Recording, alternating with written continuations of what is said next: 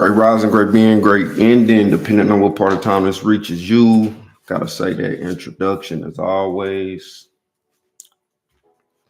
Hope everybody doing good. I hope y'all can hear me loud and clear. Sorry for the late start. I had a few technical difficulties, but we're gonna push through. Welcome back to returning subscribers for joining the live. We're supposed to start, what time is it? 7 minutes ago. Did not plan out that way, but we still gonna get this word. Hope everybody got y'all guides. To those who are waiting on me to get those to you, thanks for your patience. It's coming.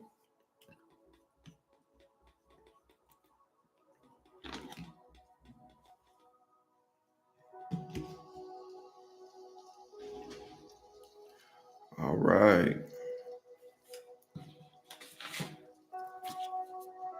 Today we're going to talk about illusion versus truth. We are going to be out the Newest Testament as always, which is not to replace biblical scripture, but to give more of a easier understanding for a lot of what biblical scripture represents. So I will be referencing that as always.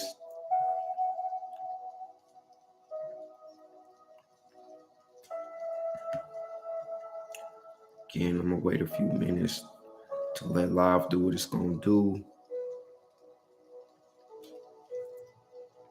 So we definitely gonna be in the book of wisdom today. We're gonna get a little wisdom today when it comes to the journey, when it comes to self and just spirituality. As always, I'm gonna start by reading through the whole book, and then we're gonna break each verse down with good references.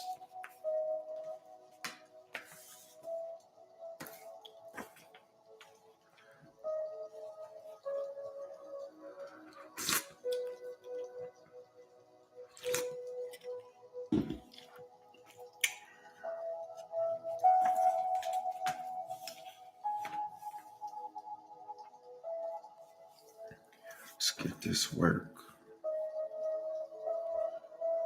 Never forget, I'm gonna be looking both ways because I'm going live and I'm recording.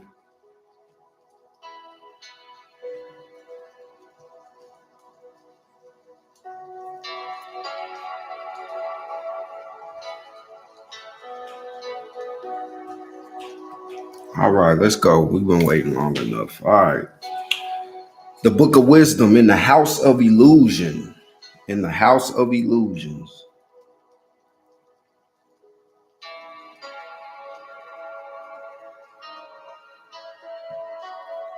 Again, thank you all my new subscribers. Appreciate you guys. Let's get into it. 1. Smoke and mirrors, acts of deceptions, many kinds of manipulations are all forms of control. This is a break in the reality of truth, yet it is still binding to the perception of truth to one's own use. Delicate to the eyes of the seers. In the eyes of the seers, what you witness becomes truth. What you yet not know now becomes irrelevant. This is arrogance. Arrogance leads to ignorance. Ignorance is a lack of wisdom. We shall fall victim to a lack of wisdom. Our wisdom is the view through illusions window in which we claim. Illusions bring forth confusion. Where there is wisdom, there is no confusion. True wisdom is of God. Wisdom starts in the reflection of self, not in the eyes of illusion. Reflection brings focus to self, breaking the attention you allow your surroundings to have. If we do not watch the magician, there is no illusion. There is no magic. There is no trick. Therefore, there is no control with the slightest of hands. When there is no illusion, there is truth. To find truth, you must face your truth and not your lie. And to face your truth, face a mirror and not a window.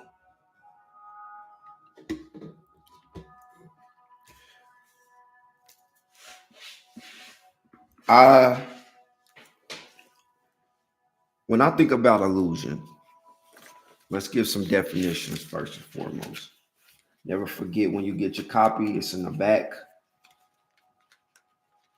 So before I go into let me give you some definitions. Illusion, the state or condition of being deceived by producing a false or misleading impression of reality. An instance of being deceived. Reality, the state or quality of being real, something that exists independently of all other things and from which all other things derive. Truth, the true or actual state of a matter. A verified or indisputable fact, proposition, principle, or the like, the state or character of being true. Okay. When I think of illusion, going back to the book of self, again, if you missed that live, go check it out.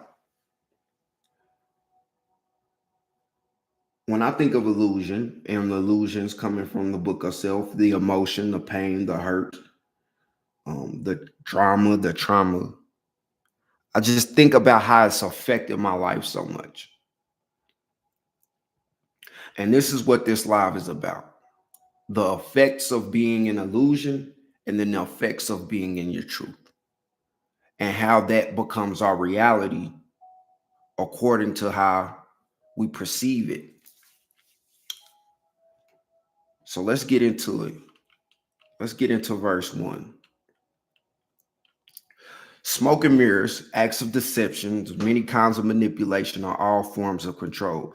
See, this opening line, what it do is suggest the various deceptive tactics, including manipulation and illusion, and as a forms of mechanisms of control. So a lot of times we are not, it's two factors to this. It's the internal factors and the external factors when it comes to illusion. But again, a lot of us, we're in the illusion of what's going on in the world. You know, we fall under the smoke and mirrors of the world. So a lot of us are dealing with a lot of manipulation and a lot of these illusions that we're completely unaware of. So because we're unaware of it, we kind of become clueless to what truth is, what reality is.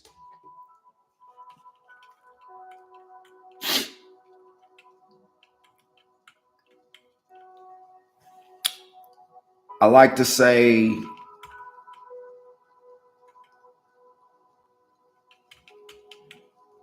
hold on, I'm looking for the verse that I want to reference.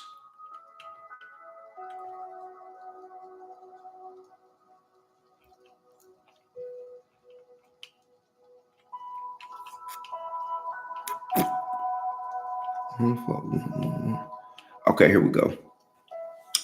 Proverbs 4:7, which state, wisdom is a principal thing, therefore get wisdom. And with all thy getting, get understanding. So this verse emphasizes the importance of wisdom and understanding, navigating life challenges and opportunities. I'll pick that verse because a lot of time we create our own wisdom based off what we see. But if what you see isn't reality, it's not truth, and it's illusion, well, then you're creating a false reality.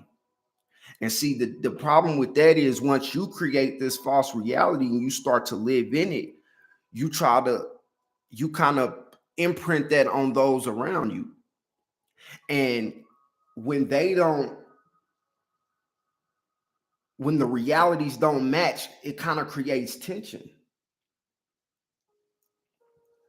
And that tension is the beginning of disruption as far as how it affects us in our relationships.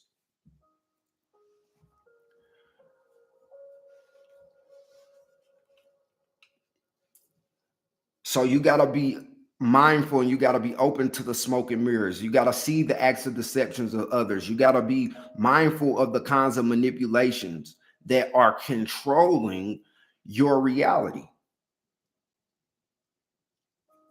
So the downfall of the internal smoke and mirrors is that it completely blinds you from the cause and effects that you have on your external. And for the external smoke and mirrors, it has a direct impact on what you're dealing with and how you feel internally, especially when you run into situations where you're faced with the truth, but you can't grasp it because of the current reality that you're in. Under the smoke and mirrors, under these acts of deceptions, under these manipulations. And what you really want to be accountable for is the smoke and mirrors, acts of deceptions and manipulation that you're causing to others just because of the reality you're in due to your illusions, due to your emotions, due to your pain and hurt and loss and well-being and experiences. That becomes a driving force for dysfunction in relationships. Sometimes the reality that we live in, it contradicts others and vice versa.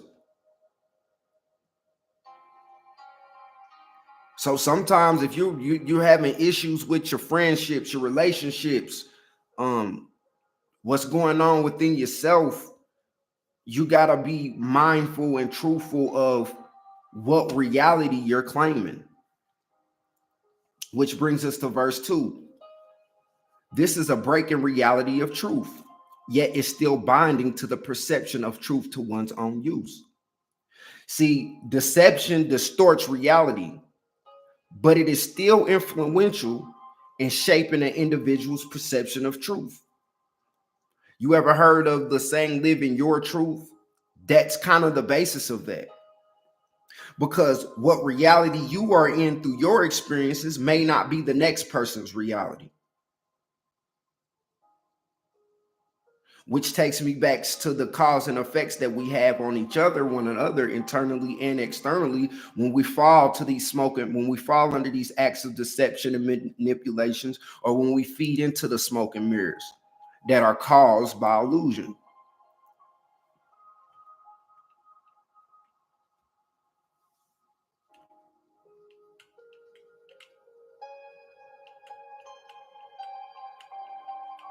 So going back to Proverbs 4 and 7, that verse emphasizes the importance of wisdom and understanding in navigating life's challenges and opportunities. So the reality and truth in which you claim is important because it becomes the thing that helps you navigate life's challenges and opportunities.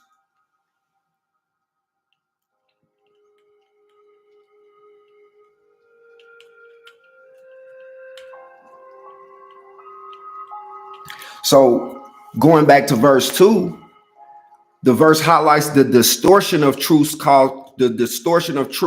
caused by deception. So while these illusions may appear real to individuals, they ultimately create a false perception of reality. I used In my relationship life, love life in the past, I often had situations where I just could never understand that woman, or that woman couldn't understand me. Well, that was because we had two different realities and truth.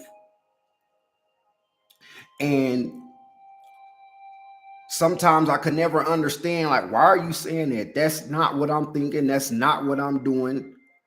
Or that's not why I did this. I'm telling you why I did this. But in the past, what couldn't be accepted just couldn't be accepted. And it's because ultimately we both would create false perceptions of reality, of what a relationship was supposed to be, of what love was supposed to be, what communication was supposed to be.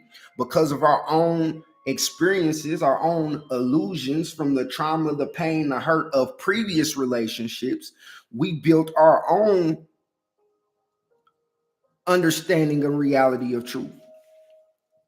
So the book of wisdom warns us against the dangers of clinging to subjective truths that serve personal interests. So the personal interest will be, I don't want to hurt again.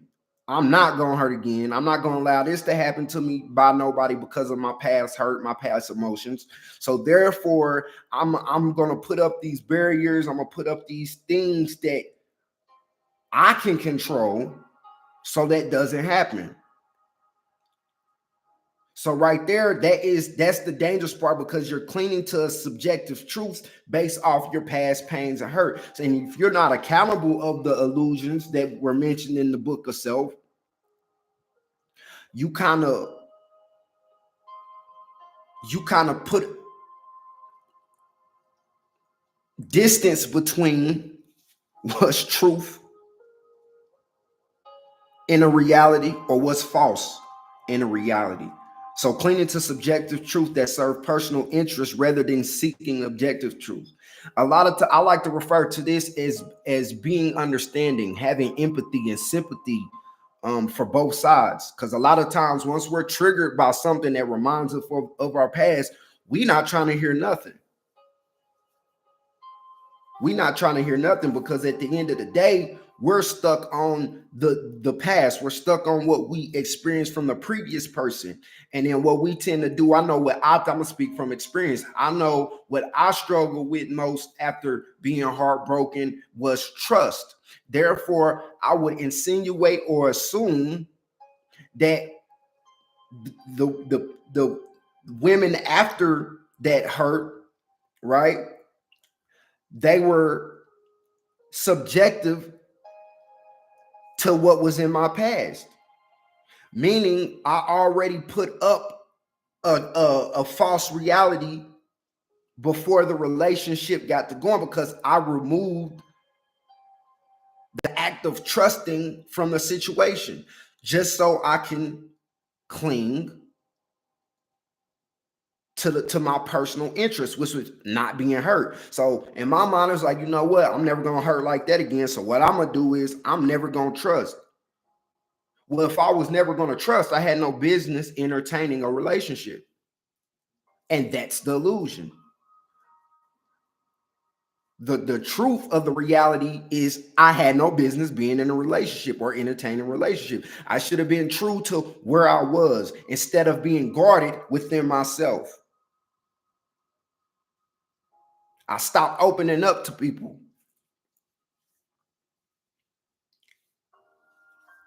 because of how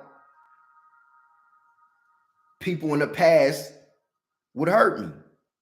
This goes for friends, this goes for lovers, this goes for family, because we all deal with it.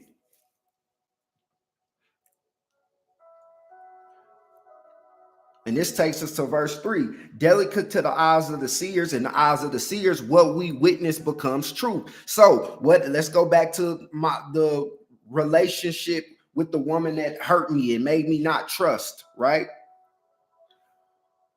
Because of what I witnessed with that individual,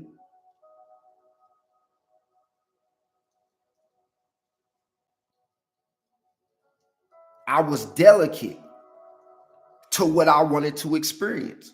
So delicate to the eyes of a seer. My eyes were delicate as a seer moving forward in relationships. So with the pain, the hurt, the loss, the states of being, the drama and the trauma, that became the thing that I would see as truth because I witnessed it before. But where I messed up is assuming that I will witness it in the present and in the future. So right there, I created this false reality within that current relationship or relationships after. And see, that becomes a cycle. And a lot of us deal with the stuff in relationships that we deal with because we're caught in that exact cycle. Because of the pain and hurt and the illusions of the past or what we experienced with the past person that had an effect on our internal, and that effect on our internal now has an effect on our external in the present and in the future, all because of the past. So we become delicate to what we see.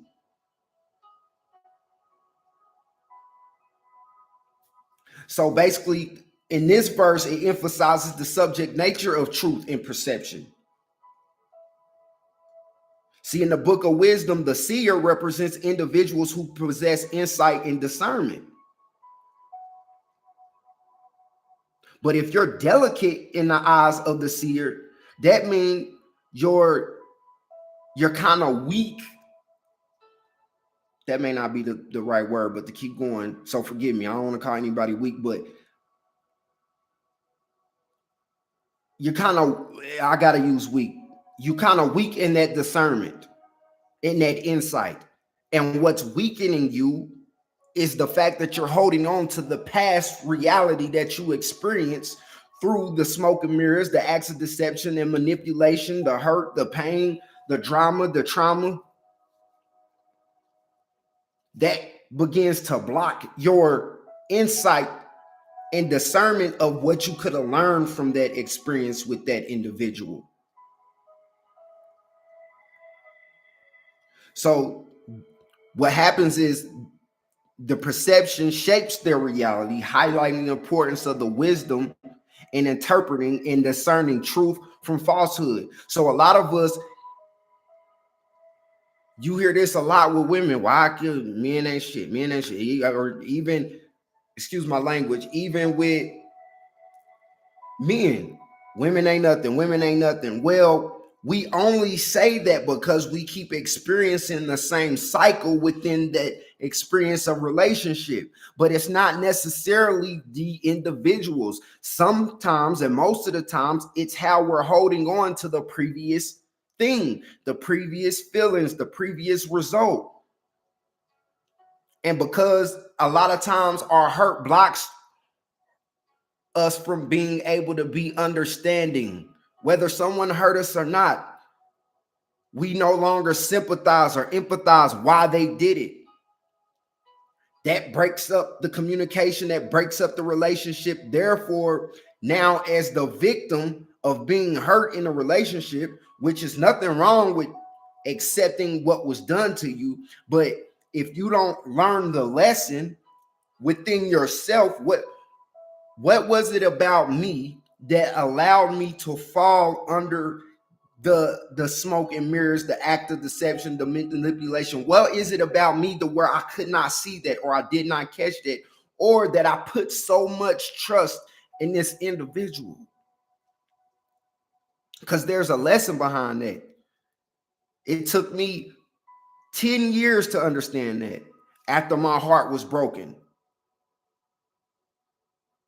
10 years of cycles, 10 years of, thank you, Holy Spirit, 10 years of doing the exact same thing that was done to me to someone else, all because I didn't want to trust, and I was going to do everything in my ability not to be the one to be hurt again, which that's what a lot of us are doing. That's what makes us delicate as seers. Because instead of seeing this new individual, instead of understanding new ways to go about relationships, taking our time to heal, taking our time to grow, taking our time to understand and build trust, instead of just allowing it to be a benefit of the doubt, right? We're just focused on it ain't happening to me again, which kind of makes us stone in the heart. It kind of makes us cold in understanding, cold in communication, cold in trust.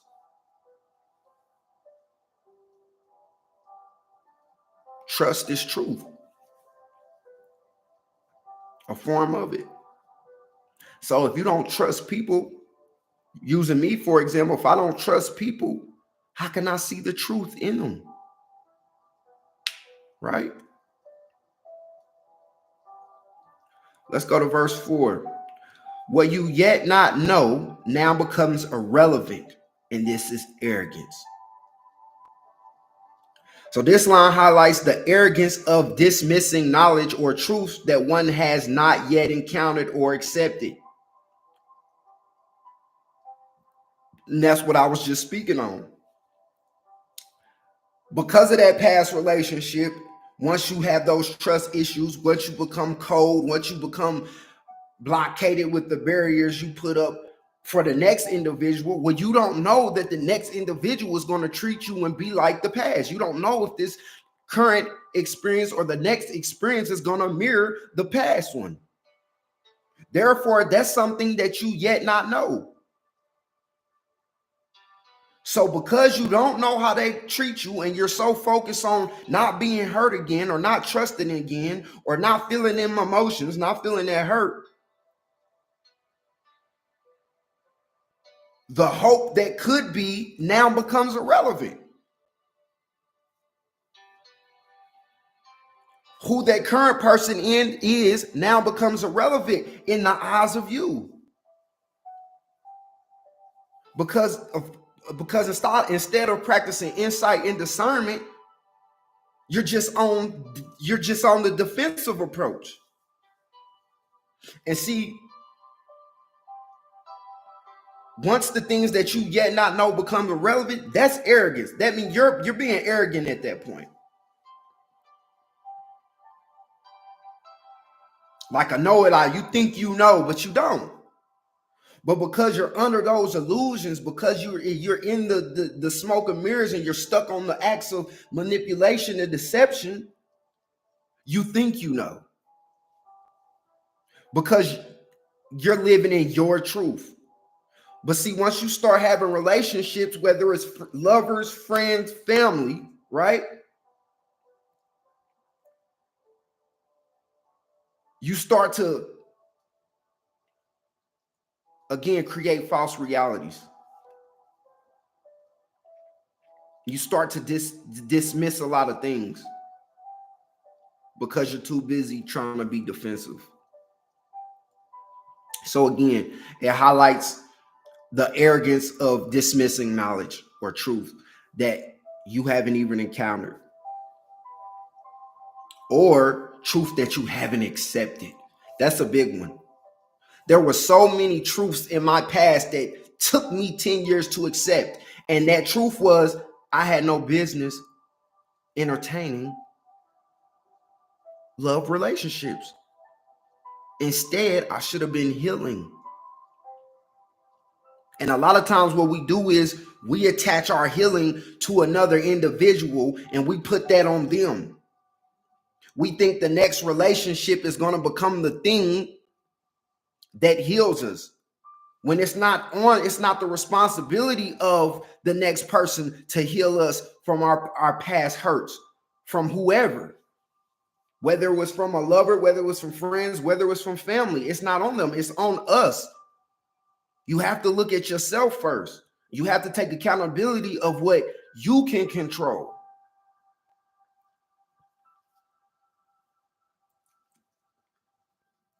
So in the book of wisdom, in this verse, arrogance is portrayed as a barrier. It's a barrier to true understanding and enlightenment.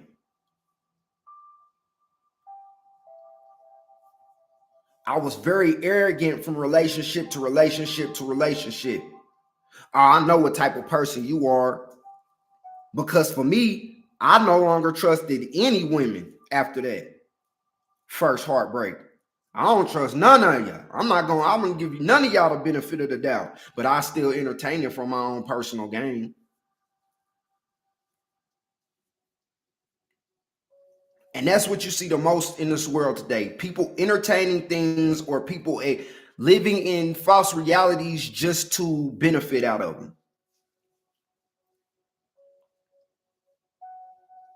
So arrogance is portrayed as a barrier to true understanding and enlightenment. And then see, once that happens, it blinds us as individuals to our own limitations and prevents us from seeking knowledge beyond our current understanding. So because we're so focused and stuck on the pain and hurt, we aren't even open to seeking what comes out of that lesson. Whether it's from people, whether it's from your illusions, or whether it's from the experience itself. If you go to a job and you start training and you make a mistake, own up to making a mistake. Don't start trying to put up barrier, it's the machine. No, because that's going to block you from gaining knowledge to move forward, to be able to do your job at a better rate with a better result. So we can't keep putting our individual. We can't keep allowing us to be blind as individuals, because it becomes our own limitations that prevent us from seeking true understanding and knowledge. Verse 5, arrogance leads to ignorance. So here, this verse just emphasizes the correlation between arrogance and ignorance, how they go hand in hand. When individuals are blinded by our own pride, our own self-importance, right? We become closed off to new ideas and perspectives. You done met this new person, but you're completely closed off from how they can treat you and who they are, what they're trying to teach you, the perspectives they have, because you're too into your pride of your past hurt. And you're so defensive because you don't want to hurt again. You're putting your self-importance before the collective of the relationship. And again, that pride and that self-importance goes back to understanding verse 2, which is the clinging to the subjective truths and that serve our personal interests. Right there.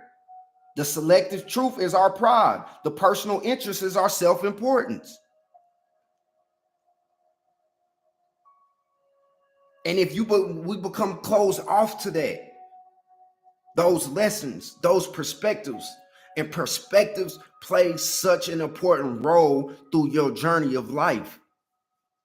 So in the book of wisdom, ignorance is depicted as a lack of understanding and insight, stemming from a refusal to acknowledge one's own limitations. We refuse to acknowledge how we put limitations on us moving forward from the past.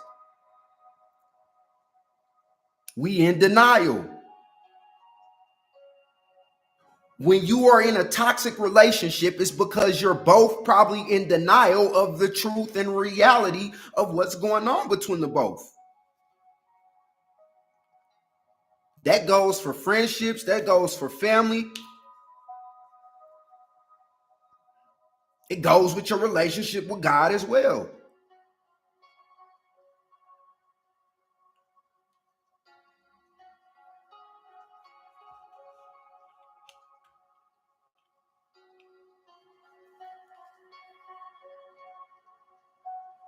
Which brings me to a verse, Proverbs 9:10. The fear of the Lord is the beginning of wisdom, and the knowledge of holy is understanding. A lot of times, because we don't have a relationship with God, we block our heart and our minds from the knowledge of holy understanding, which is righteousness. So if we are really honest and righteous with each other, no matter who hurts us, we will start to see and lead with love regardless. Hey, you cheated on me. Instead of being mad and blowing up and doing whatever, hey, why? If you can't get an answer from them, well, that's when you have to face yourself. Well, okay, why did I even deal with a person? How come I didn't see this in this person? What made me so gullible? What made me be so vulnerable? For me, it tied to mama issues. But because I was so blinded and so caught up on being a victim, it took me 10 years to realize that. And that's a lot of what we're dealing with. So that verse in the Bible, it just highlights a reference for the divine as a foundation of our wisdom and understanding, instead of trying to put our trust in people for that.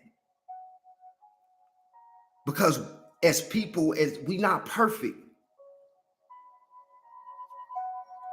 See, once you start to understand God's teaching and principles, it leads to a greater insight and discernment in our lives. It teaches you how to navigate. It gives you that he becomes the foundation of how you move forward.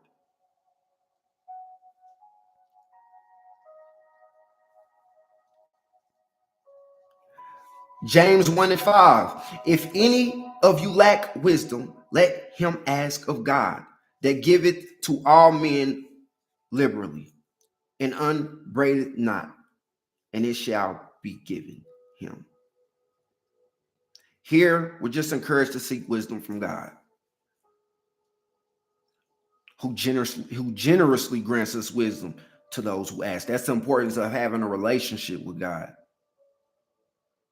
Because instead of trying to put your trust in the individual being in the reality of truth to explain why they did what they did, they may be under the smoke and mirrors themselves. They may not even know what's going on. So you're going to trust the wisdom of that person who may not even know what's going on? Or do you want to put your trust in the foundation of God, who can show you in many ways? So asking for wisdom demonstrates humility, and it's a recognition of our need for a divine guidance, hence divine conscious efforts. See, for me, I tried to do so many things on my own through my own understanding. It wasn't until I started to find myself and I started to put my trust in God to show me things to where I got to a point to be able to pinpoint my traumas from the past, to be able to heal, truly heal, to move forward, to be able to even question myself. Because once I realized how hurt I was able to realize how bad I hurt others because of my lack of understanding, my lack of discernment within my lack of wisdom within myself, what I caused. And that's what we do to one another.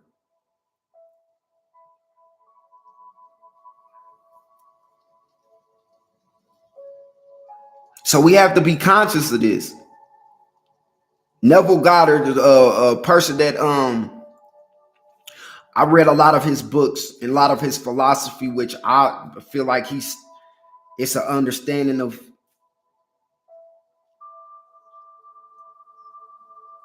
to my understanding, how I process it. He emphasizes a lot from the Bible.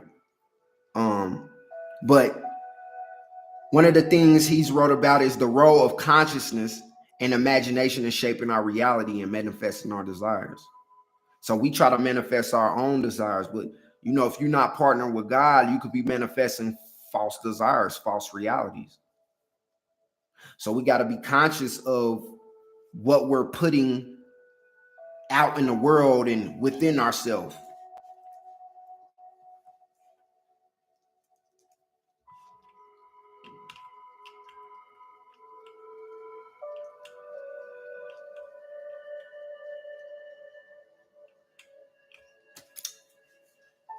Let's go to 6. Speed up a little bit. Ignorance is a lack of wisdom. So what's being said here is it underscores a fundamental connection between ignorance and the absence of wisdom. Ignorance is the absence of wisdom. Its wisdom is portrayed as the ability to discern truth from falsehood and to navigate life with insight and understanding. And a lot of times that's not how we're navigating life. We're navigating life from a victim standpoint. And once we start doing that, we create our own smoke and mirrors, our own illusions internally and externally. See, it's not always other people who are creating the smoke and mirrors. A lot of it is down to what we accept within ourselves, because what we accept within ourselves becomes the thing that we accept outside of ourselves.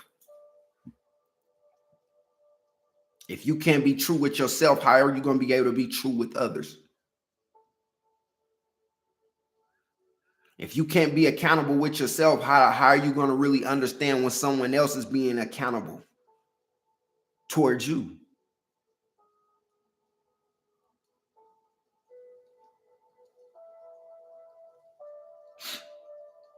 So ignorance, therefore, represents a failure to obtain wisdom. A lot of us are ignorant right now because of our failure to attain true wisdom. And this is the thing that's resulting in what we see all on social media, as far as how men see women, or how men treat women, and how men or women see men, and how women treat or men treat women, or vice versa. I might have got tongue tied there. Y'all know what I'm saying.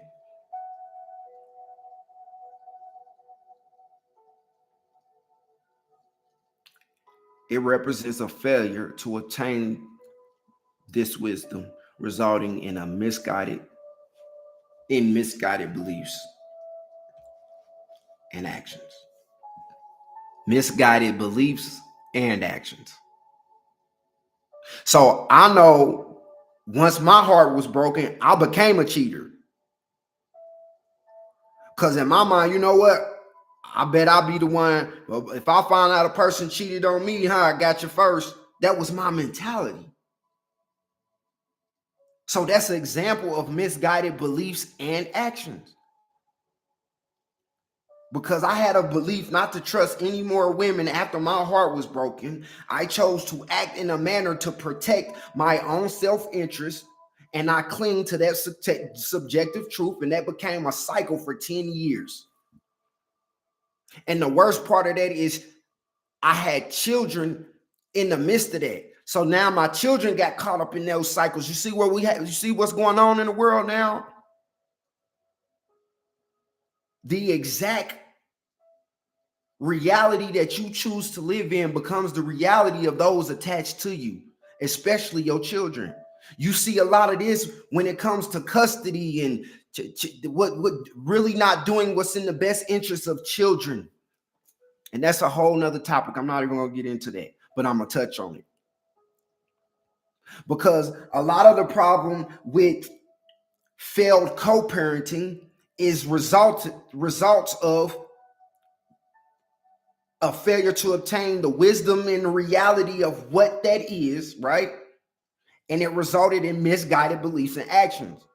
We so bitter with each other, instead of doing and having a belief of this is what's in the best interest of the children, we do actions in the complete opposite, and it become a tug of war. It become pushback with each other, and then our children get caught up in the mix of that. But again, that's a whole nother video. That's a whole different kind of work. I'll be on here for 2 hours, 3 hours if I get to go on that. But just to give examples and reference, you know.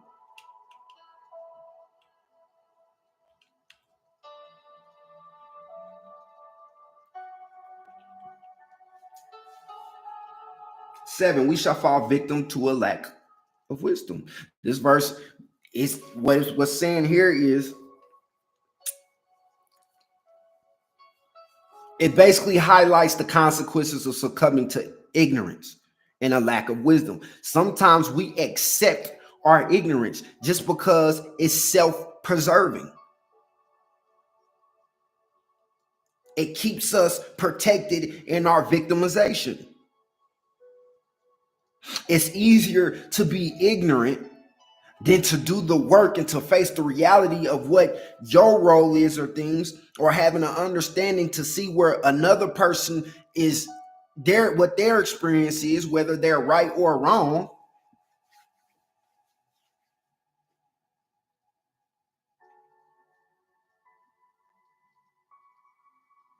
they may have been living in their own truth based off their own illusions, based off their own past hurt, their own past abuse, their own past loss. Because we all deal with things in life. But if we all just want to all be the victim, well, where will we gain true understanding?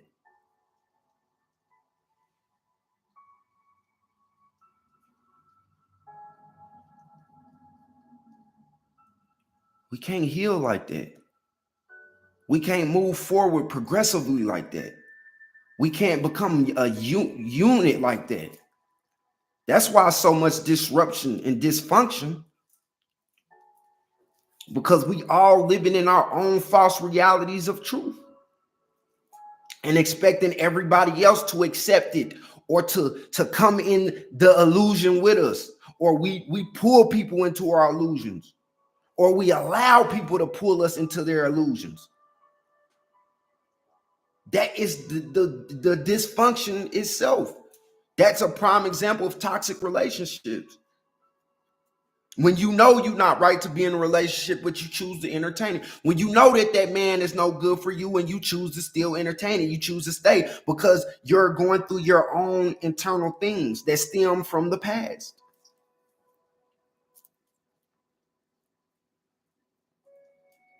Men, we choose to expose ourselves to bringing children in this world, knowing we not ready as men, knowing that we see red flags in the women that we're sexually dealing with.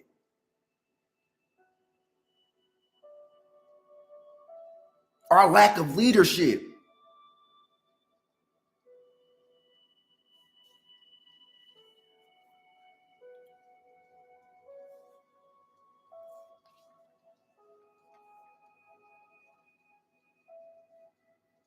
So without wisdom, we are unable to navigate life's complexities, and we're easily swayed by falsehoods.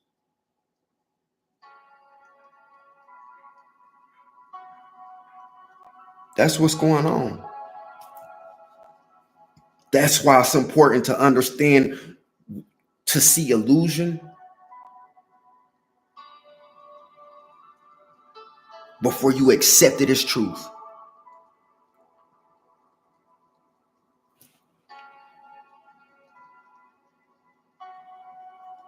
We can't keep falling victim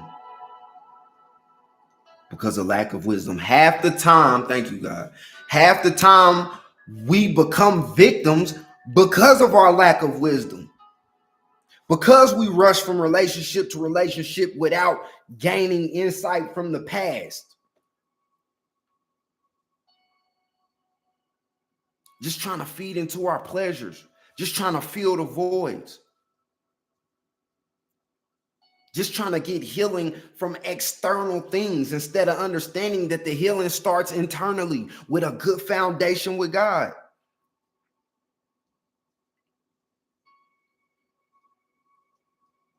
See, the enemy brings this confusion. And that's what illusion is confusion. Let me slow down a little bit. Jumping ahead. So that brings us to 8. Our wisdom is the view through illusions window in which we claim. So in this verse, it says that true wisdom enables individuals to see through illusions and perceive reality accurately. Wisdom is portrayed as the lens through which individuals can discern the truth from deception.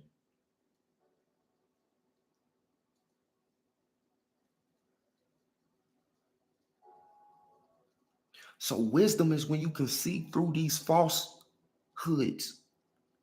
You know what? It's not just that person's fault. I play a role in that. Let me see through that illusion within myself. Let me see through that past trauma, that past pain, those past abuse. Let me see through that. Not ignore it, but to see through it.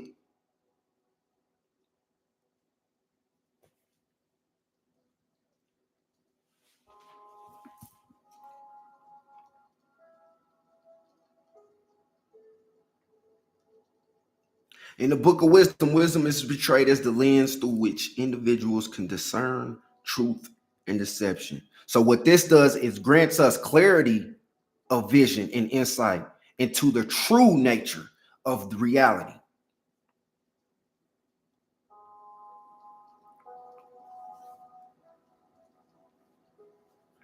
For me, for example, once I was able to pinpoint where my dysfunction started from my relationships or internally with myself from my own illusions from the past, I was able to move in a more, I was able to step into that leadership role as a man. So I was able to have wisdom, insight through my healing, through my understanding of what role I played in my past, whether it was me allowing others to hurt me or seeing how I was hurting others. That's what made me a better man, to be a better leader in the relationship of now. That's where I get the patience from. How I'm able to have some trust, real trust now, that's beneficial for the both of us and not just the one of us. And what that do is, this really goes, I'm really saying this to the men, but women too.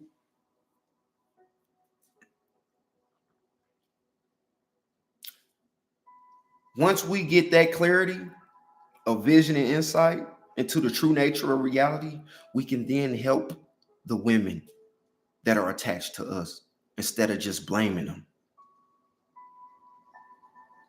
We got to stop playing this blame game and start communicating from a place of wisdom and not a place of illusion.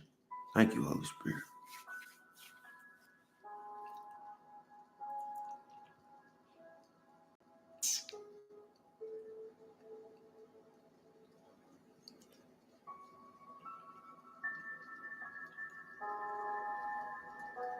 Number 9, illusions bring forth confusion. Illusions bring forth confusion. And we know confusion is nothing but the deception of the enemy. So in this line, it underscores the disruptive nature of illusions and deceptions. The illusions are seen, they're the source of confusion and falsehood. And this is what's leading us as individuals astray from the truth and wisdom. See, this is our, they cloud our judgment and prevent us as individuals from seeing reality clearly. So right now, what we dealing with, we're too busy trying to force others to see the distorted reality that we're in, instead of trying to work together to see the reality clearly through wisdom. Next verse, where there is wisdom, there is no confusion. So right here, it emphasizes the clarity and the insight that accompany wisdom. So the importance of wisdom is because it gives you insight into things that you may be blinded by because you're on the defensive, because of these barriers, because you're clinging to subjective truths, because you're trying to serve your personal interests.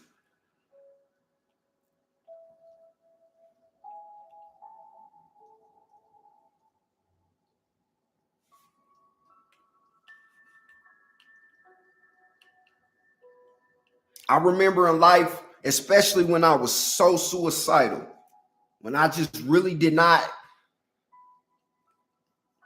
care about how life went, I was distorted in the mind because of all the confusion within, the depression, the stress, the post-traumatic stress from what I've been through, and not being able to see clearly past the hurt and the pain, but more so becoming that. I became the emotions, the hurt and the pain and the abuse I became that. It wasn't until I had true wisdom when I was able to heal from that. When I gained true understanding, like, you know what? You weren't in control of everything. You weren't in control of all the conditions of your life. There were other smoke and mirrors around. There were other acts of deception and manipulation that played a part in that, especially when we're younger.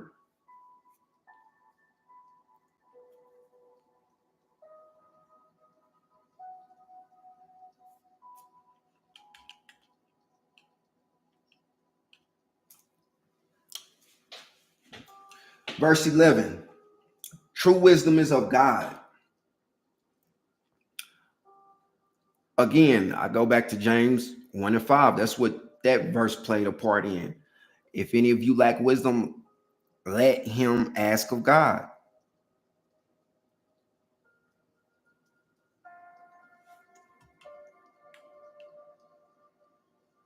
This verse emphasizes that the genuine wisdom, right, that we seek originates from a divine source. I associate that with God. We shall all associate it with God. See, here, wisdom is portrayed as a divine attribute, which it is, bestowed upon those who seek understanding and enlightenment through the connection of divine. So half of us aren't seeking understanding, for one, to be enlightened. And then when we are seeking it, we're seeking it from people who are under false realities and false beliefs and falsehoods in general. We seek it from those who are lost themselves. How do you expect to find yourself from people who are lost themselves? That don't make sense. That's ignorant. You lost in the wood, you going to ask another lost person for direction? No.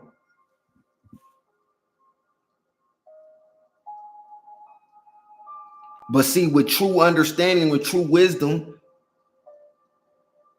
you can still learn from that lost person. Hey, they can tell you, hey, I went that way, ain't nothing that way. But then you don't want to trust that too much because they might not have known to go a certain way on their path. So that's why you got to have a stronger foundation outside the human understanding and experience of life.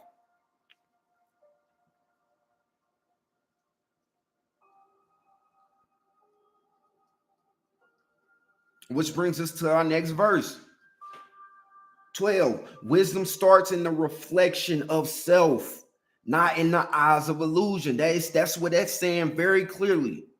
Wisdom starts in the reflection of self. Look in the mirror, face yourself. What are you doing? What are you in control of? What hurt is guiding you past to present to future? What things have that abuse that you went through changed in you?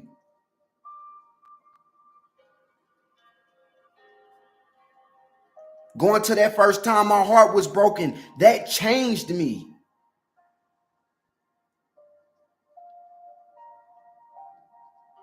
I became so a dog. Because I'm a dog you for you dog me. What? That was my mentality then. That's really where all of us are at. All because of the smoke and mirrors. All because our lack of discernment. All because of our lack of wisdom. Our lack of understanding. All the way across the board. But more importantly, within ourselves, you have to face yourself first before you could try to face everything else. Because if you're not strong within yourself, you become weak outside of yourself. And then what you experience being weak outside of yourself becomes the weakness within you.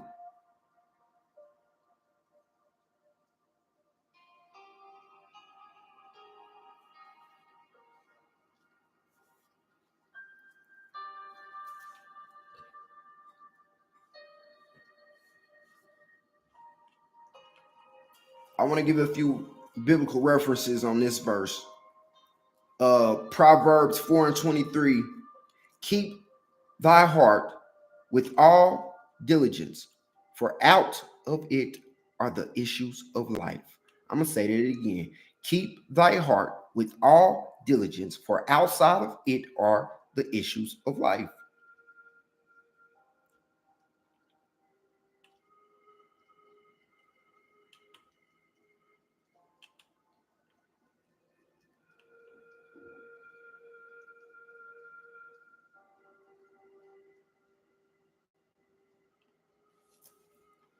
That's deep. So reflection brings. Oh, I'm jumping ahead. I'm sorry. Self-awareness. This is where self-awareness comes in. That introspection. This is why it's essential for cultivating wisdom. Wisdom. That's basically what that verse is saying in the Bible and in the Book of Wisdom. That's why I referenced that verse.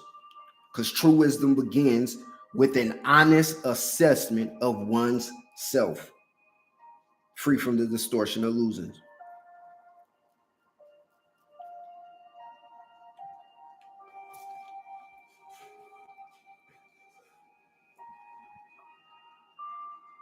So we have to start self-reflecting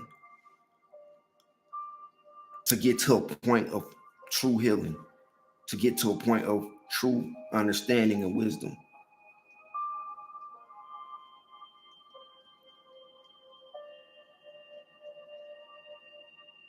Which brings us to verse 13. Reflection brings focus to self, breaking the attention you allow your surroundings to have. So when I say you become weak in your surroundings, that's what I mean. You have to break your attention from that,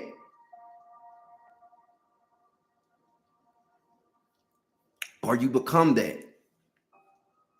Self-reflection directs attention inward, and it fosters clarity of thought and insight into one's true nature and purpose. That's how you get to truth in reality.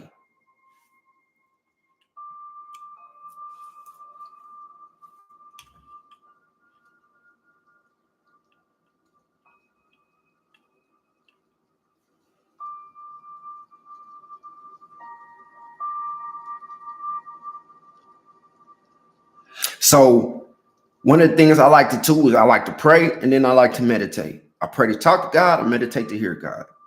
So in this mindful meditation, focusing on this helps me as an individual quiet my mind and redirect the attention inward. And it promotes a mental clarity and emotional well-being.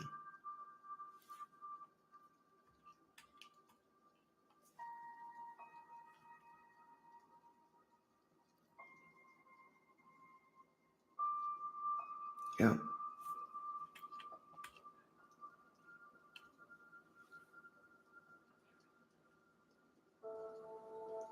So we want to reflect and bring focus to ourselves and break the attention that we allow our surroundings to have on that impact.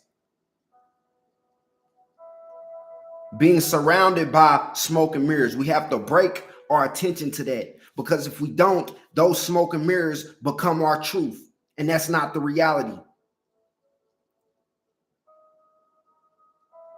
Romans 12:2, it says, and be not conformed to this world, but be yet transformed by the renewing of your mind, that ye may prove what is good and acceptable and perfect under the will of God. Another good reference for this was 2 Corinthians 10:5, casting down imaginations and every high thing that exalted itself against the knowledge of God, and bringing to captivity every thought to be the obedience of Christ. It's deep. So this is, side note, this is why the newest testament is here. Because some people read the Bible and they don't even understand what's being said. So God did his best to allow something more understandable to be brought. because of the smoke and mirrors and the illusions of the world. People who don't believe in God, people who don't believe in Christ, people who are going off their own understanding, creating their own thing and pulling people into that illusion or pushing people into illusions and not being true to themselves. This world is full of people who are under smoke and mirrors illusions, whether it's external or internal. And we got to change. But don't expect the world to change if we don't individually change ourselves.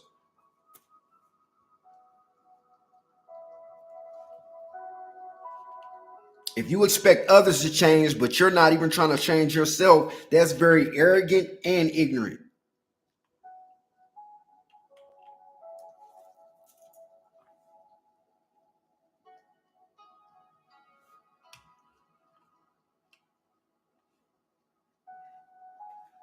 Next verse 14. If we do not watch the magician, there is no illusion, there is no magic, there is no trick. Therefore, there is no control with the slightest of hands. So tying that to the previous verse, the surroundings, that's the magician, the people who we engage with through our experience of life. There is no illusion if we do not watch their tricks, their deception. If we can see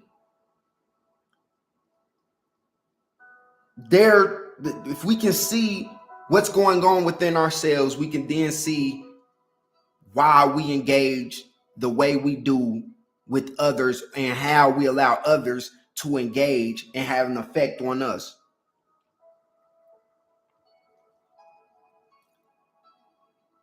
So if we don't watch the magician, there is no illusion, there is no magic, there is no trick. Therefore, there is no control with the slightest of hands. And we see that most more than everything in the politics in America. Because see, we're starting to see through the illusions. We're starting to see that they magicians. We're starting to realize, you know what? Don't nobody really got control. Don't nobody really know what they doing. Don't nobody really see what's happening in America because they are serving their own self-interest. They're all in their own truth and reality. And they're trying to pull us into that because it benefits them. This is what's wrong with the government. This is what's wrong with the power structures in the world. They have us all in illusion. And because we put so much trust in them before we put trust in God, we fall victim to that. Because we put so much trust in them before we put trust in God, we fall victim to the illusions, the deception, and manipulation. And because it's tied to our survival, thank you, God, because it's tied to our survival, that's why we fall victim. Period. That's why we have no understanding about what's more important in life, because they have us thinking what's more important than ourselves is the things that's in their own self-interest, i.e. jobs, corporations, all these things that in the past didn't have so much importance or relevance to our own purpose.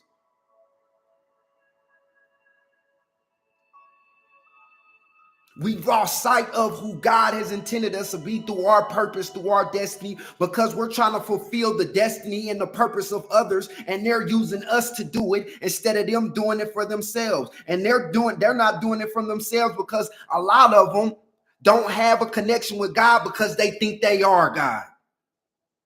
They've allowed this power and this control. They've manipulated it so much. They've created so many smoke and mirrors. They think they are God. They have a God complex, which is why we have so many religions, which is why we have the politics. This is why we have war. We sitting here fighting their wars because they're battling each other's God complex. Thank you, God. That's the tricks. So we gotta break from that. That's some more work too. Because that's what grinds my gear with what I see in the world. They got us distracted with the slight hands. That's why I've lost all connection with entertainment and the music industry. Because see, they're the distraction. They're the smoke and mirrors from us seeing the truth of what's going on in the world. See, why half of y'all worried about what the Nicki Minaj and the Megan Thee Stallion beef is? Y'all in America, y'all completely missing out on the understanding that we're on the brink of another world war in the midst of a civil war. Let that sink in. We on the brink of another world war in the midst of us being in a civil war. Wake up. So this takes us to our next verse, and then we got one more verse after that. Where there is no illusion, there's truth. So if we eliminate the illusion, we can see the truth. That's what's going on in politics. They're losing control. So now we're starting to see that there is some truth here. Wait, what's the truth? So this verse asserts that truth emerges in the absence of illusions and falsehood. See what Donald Trump then came in and did, he didn't expose the magician's tricks. Therefore, it's like, wait a minute. We have a lot of people out here exposing the magician. Therefore, we're not subject to just be tricked by the illusions and the fast movement of hands, the distractions of this news thing or this interview. Forget all that. It's smoke and mirrors. It's entertainment to keep us entertained from the truth. Again, it's entertainment because it keeps us entertained from the truth. A lot of us, going back to the relationship thing, a lot of us jump relationship to relationship because it's entertaining to keep us entertained from the truth of what we need to do internally. We smoke, we drink, we party because it's entertaining, so we don't have to deal with the truth of reality.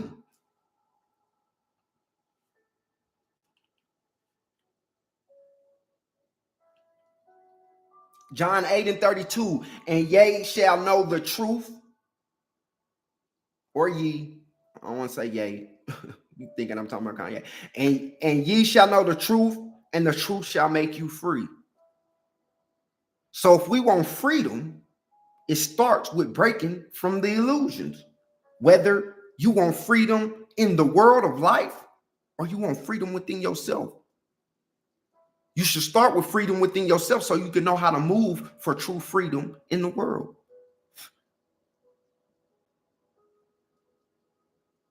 Just go check the video out. If you think we're free, you're dumb. It's a bold statement and claim, but what we dealing with is bold. What my kids have to grow up in is bold. Let me stay on topic. So where there is no illusion, there is truth.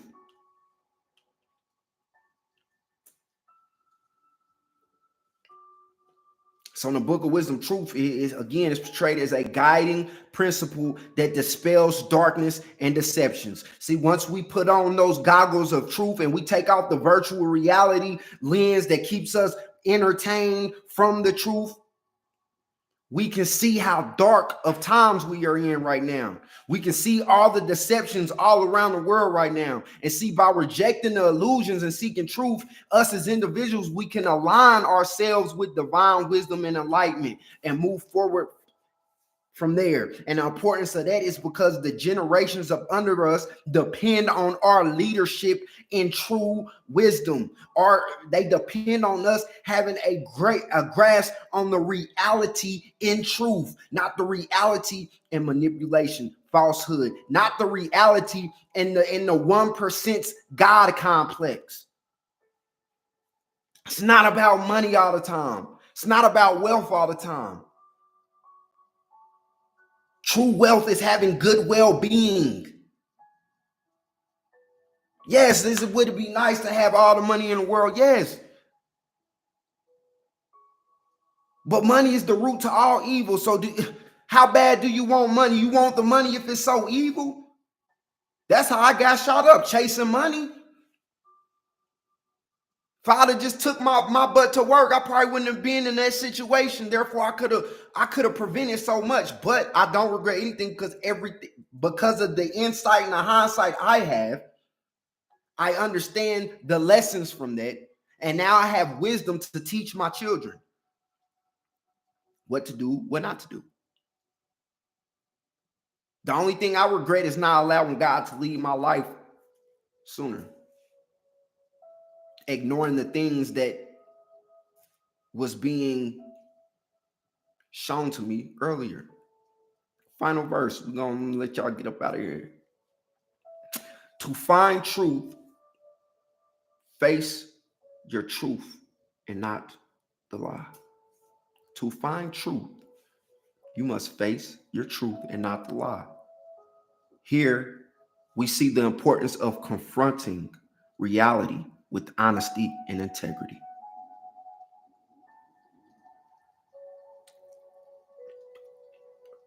I believe I just recently lost a job because of that.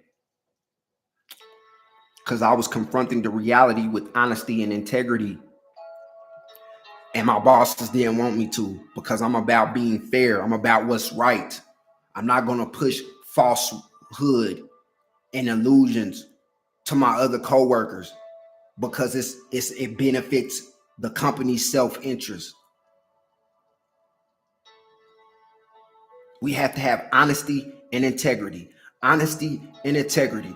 The more honesty and integrity we have within ourselves, the more we put that into the world. And then the more we do that, the more we dilute the illusions, the more we take back power as the 99%.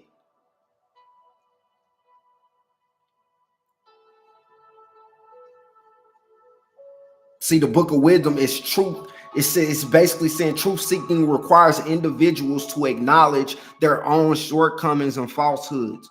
Going back to the relationship example,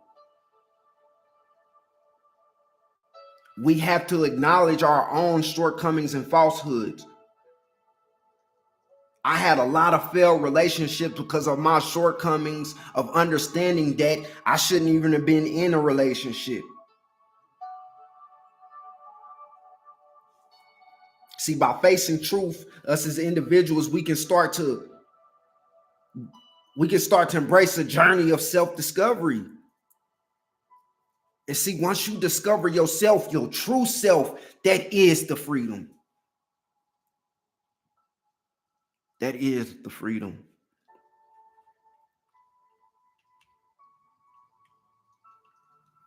Psalms 51:6 says, behold, thou desires truth in the inward parts, and in the hidden parts thou shalt make me to know wisdom. There are a lot of things because of our past illusions, especially the ones in the book of self, the pain, the hurt, the loss, right? It's so much wisdom found within that hidden hurt and that hurt heart.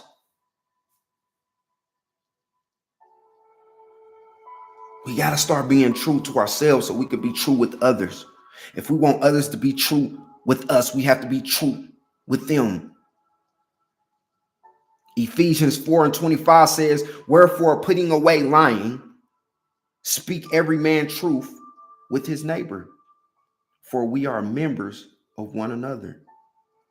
Again, instead of trying to pull each other into our false realities and our illusions, let's build on the truth together.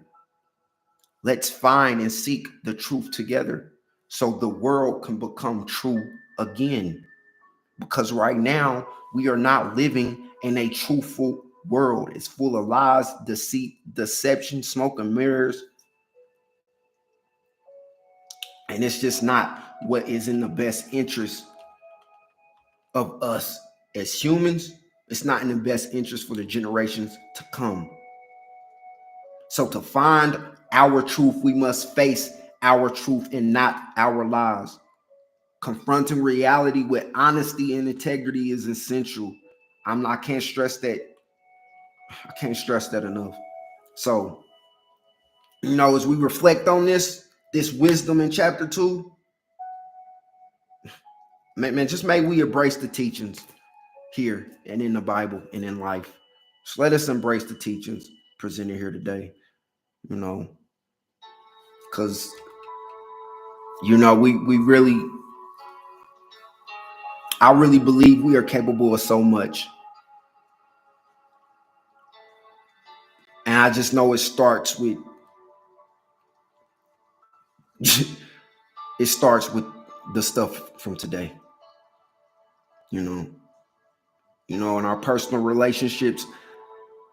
Honest communication and vulnerability create the environment of trust. We do not trust each other. As a Black man, I don't trust white cops. Simple as that. So white cops, they don't trust Black men. Is an example of that. We don't believe in anybody's authenticity. So we got to allow ourselves as individuals to confront challenges, to resolve conflicts with integrity and compassion. That's what the world needs, integrity and compassion. And that's what Jesus Christ represented in his walk, integrity and compassion. The dysfunction in the world and in this country, it all stems from that. We have lost our integrity and we have lost our compassion for one another's.